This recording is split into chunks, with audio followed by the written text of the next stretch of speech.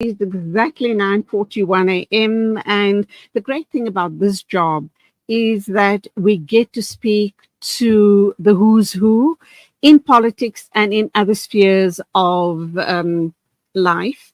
And also that we learn so much in the process by talking to these amazing um, legal and political minds. And we thank them so very much for sharing their insights, their knowledge, and their expertise with us on the show. So a very good morning to you, Professor Sam Khoma. Thank you indeed for your time. Thank you for your insight. Thank you for your analysis whenever we do call on you. We are going to be talking about the ANC going ahead with disciplinary processes against Jacob Zuma. But before we get there, it's a big day in South Africa. It's a big day, very especially for politicians in South Africa. It's their big day. It's their red carpet moment. It is the opening of Parliament. And I'm wondering, are you going to be watching with a very critical ear? And do you think we're going to be hearing something new and something hopeful as far as we as South Africa is concerned? Yes, thanks, Julie, for the opportunity. Definitely. We know that last week there was a 2-day cabinet lekgotla that was held by the Government of National Unity, which is the GNU cabinet. So definitely today, ordinary South Africans, the business community, sections of labor, the youth, and the international community, including the investment community, is looking forward to the delivery of the State of the Nation address by the president, that is President Ramaphosa, and also what is likely to be pronounced by the president in different areas. One, how they agreed on building a capable state. Did they agree on what needs to be the mechanisms that needs to be put in place to achieve this aspirational objective? What are these priorities that they've collectively agreed on to shape the 5-year term of the GNU cabinet? Issues around how to tackle the unemployment rate in the country, strategies around how to grow the economy, how to reform the state-owned enterprises, and also a whole range of issues in terms of the whole issue of crime levels that are still afflicting majority of ordinary South Africans. What interventions are being considered, planned, and prioritized by the GNU cabinet? So we're all looking forward to the delivery of the State of the Nation address this evening by President Ramaphosa. And the important thing, obviously, is there will be lots of talk, but will there be deliverables? Or because it is the GNU, maybe there will be pressure on Ramaphosa and the cabinet and parliament to make sure that they stay true to their words, true to their promises, and truly start delivering and making a meaningful difference for us as South Africans regarding employment, education, the poorest of the poor being elevated from, the situation that they find themselves in. So it will be interesting to hear what comes out of it. But more interestingly, if they do and must follow through. And the one thing you did say, and rightly so, the international community will be watching with beady eyes. And that's going to be very meaningful for us here in South Africa regarding the strength of the rand. I have no doubt that Ramaphosa is going to say all of the right things. And hopefully tomorrow morning when we wake up, the rand will have strengthened. Yeah. Okay, so on that note, let's move on to another pressing issue. And that is, we're hearing that the ANC is going to go ahead and charge Zuma with misconduct for publicly stating that he intended to vote for the rival MK party in the May election. How significant was that action by Zuma? And how much of damage do you believe it has caused for the reputation of the ANC? Yes, thanks for that, Julie. So already the Secretary General of the ANC, Mr. Mbalula, has admitted publicly that the Zuma factor, the formation of the MK party, had a negative or adverse effect on the electoral fortunes of the ANC. And everyone can bear testimony to that. We saw the 2024 election outcome clearly. The ANC lost the majority it used to enjoy in the last 30 years, and now it was forced to then go into a coalition negotiation process with now we have 10 parties that have signed up to the statement of intent. So what Mr. Zuma did in 2023 December, when he publicly, for the first time, pronounced that he's going to support a party, which is the MK party, then not yet registered, but we know that what followed subsequent to that was that the MK party was formally and legally registered as a political party to contest the 2024 election. So what the ANC is at the moment doing is to subject Mr. Zuma as the member of the ANC to its disciplinary proceeding, because that is what is provided for in the Constitution. So at the moment, Mr. Zuma is alleged to have breached the ANC Constitution. The ANC has to follow due process, and they've already done that. One, by charging Mr. Zuma for this alleged misconduct, and two, also granting the right to Mr. Zuma to nominate a representative who will also be part of these proceedings.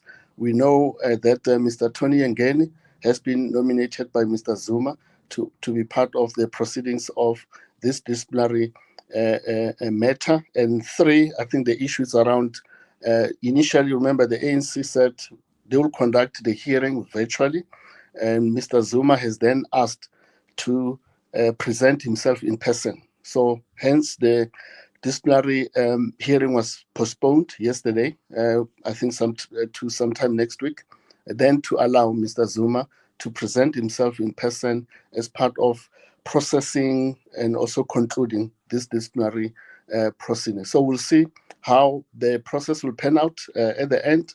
Will one, Mr. Zuma, subject himself to this disciplinary hearing? And if not, will the ANC proceed to conclude the matter in the absence of Mr. Zuma? So we can only speculate. Now, knowing Zuma's personality, obviously he might be playing delaying tactics here.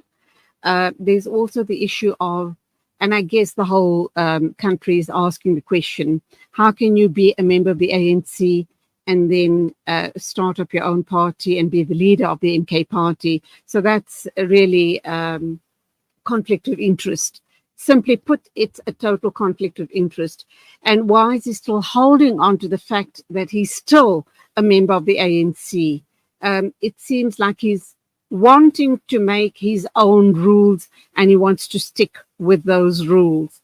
On the other hand, undoubtedly, there's no love lost between Ramaphosa or the ANC party and MK and Zuma, because the ANC directly points a finger at the MK and Zuma for them having lost such a large margin of the country's vote in the elections, and thus they find themselves in the GNU. So obviously they still very bruised by that situation. Yes, you're quite right. So Mr. Zuma is there in the ANC. Okay, but can you take a decision on my fate? Yes, I've publicly pronounced that I'm supporting another party. I've proceeded to be part of a founding member of that party. Now the ball is in the court of the ANC to proceed to action the matter. So it's more of daring the ANC as a party, whether they can make such a decisive action around this alleged misconduct. So as I said, let's see how the matter proceeds, and also finally it gets concluded through the ANC internal process, and also how they will pronounce on the guilt or not the guilt of Mr. Zuma. Okay, like I've indicated earlier on, for me, I see it as a conflict of interest. You can't be a member of one party and then still be the leader of another party. So it's, simply said, it's a conflict of interest. What do you suppose Zuma what do you suppose the ANC will do? Will they be bold enough to dismiss him from the party? And how do you believe Zuma would react to that? Because he seems to have a lot of clout and doesn't fear anything or anybody. What do you suppose would happen in that type of a scenario? Yes, thanks, Julie. So the ANC has a track record of subjecting its members to internal disciplinary proceedings by charging them, disciplining them, and eventually expelling them. We have the case of Mr. Julius Malema, who went through the same process. Then he was the ANC Youth League president. It is common cause what happened to Mr. Malema. 2, the ANC also charged, disciplined, and expelled its former Secretary General, that is Mr. Ace Magashule. So the same process now is affecting Mr. Zuma. But I'm saying there is a precedent. The ANC has a track record of being decisive around holding its members accountable based on alleged breach or transgression of its constitution. So the same fate will follow if you look at the charge that has been meted out against Mr. Zuma. And I think the likely outcome will be the ANC finding him guilty, and thus the ANC granting him the right to appeal the outcome, because the ANC has an internal appeal mechanism. So it remains to be seen whether by then Mr. Zuma will appeal the sanction or the outcome of the ANC disciplinary proceeding. If not, will he consider taking a legal matter to say, my rights to a fair disciplinary hearing were infringed upon by the ANC, and I therefore seek relief from the court. So it will be quite interesting. And more than likely, he'll go that route. Yes, yeah. His personality, he will go that route because he likes taking on a good fight, does he not? Whether he's in the winning seat or not. Let's wrap up then, and do thank you very much for talking to us about this matter. Any final thoughts regarding this situation or anything else? Perhaps the opening of Parliament. I know we spoke deeply about that just now, but any other thoughts that you'd like to share with us before we say goodbye to you? Oh, yeah, it's just to indicate that I think let's look forward to the State of the Nation address. I have a sense that it is an address that can signal a sense of hope and optimism among ordinary members of the public that this government is intending to unravel this whole range of socioeconomic issues and conditions that still affect majority of South Africans. The high inequality level, unemployment level, and also poverty level. And it's up to the GNU to prove to ordinary South Africans that they're determined, they've got the will to turn around the situation. Professor Sam Khoma, thank you indeed for your insights. Have a great day and God bless. And of course, we are going to be wrapping up in a minute or two. And just a reminder that this hour of News and Views was sponsored by African Muslims Agency. African Muslims Agency, a beacon of hope to communities for over 35 years in Africa and beyond. And that's where I'll leave it. Thank you indeed for your company, and till Monday morning from me. Stay safe. Do watch and listen to the opening of Parliament, and I do hope that you get to hear what you're hoping to hear, and it is a step in the right direction for all of us here in South Africa, inshallah. Till the next time, as always, take care. Assalamu alaikum and Khuda Hafiz from me, Julie Ali.